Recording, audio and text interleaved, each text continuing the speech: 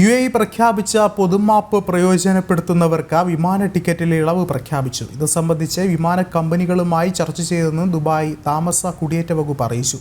നാട്ടിലേക്കുള്ള മടക്കയാത്രയ്ക്ക് ticket എടുക്കാൻ സാമ്പത്തിക ബുദ്ധിമുട്ട് അനുഭവിക്കുന്നവർക്ക് ഇത് ആദ്യം പരിഗണന നൽകുന്നു. ഞായറാഴ്ചയാണ് UAE പ്രഖ്യാപിച്ച 2 മാസത്തെ പൊതുമാപ്പ് കാലാവധി ആരംഭിക്കുന്നത്. പൊതുമാപ്പ് പ്രയോജനപ്പെടുത്തി രാജ്യം വിടുന്നവർക്കാണ് വിമാന ടിക്കറ്റ് നിരക്കിൽ ഇളവ് നൽകുന്നതെന്ന് ദുബായ് താമസ കുടിയേറ്റ വകുപ്പ് അറിയിച്ചു. ഇത് സംബന്ധിച്ച് എമിറേറ്റ്സ്, എത്തിഹാദ്, എയർ അറേബ്യ തുടങ്ങിയ വിമാന കമ്പനികളുമായി ചർച്ച നടത്തിയിട്ടുണ്ടെന്ന് GDRFA deputy director general major general ബെയ്ദ് മുഹയ്യൂർ അറിയിച്ചു. വിമാന കമ്പനികൾ അനുകൂലമായാണ് പ്രതികരിച്ചതെന്നും അദ്ദേഹം വ്യക്തമാക്കി.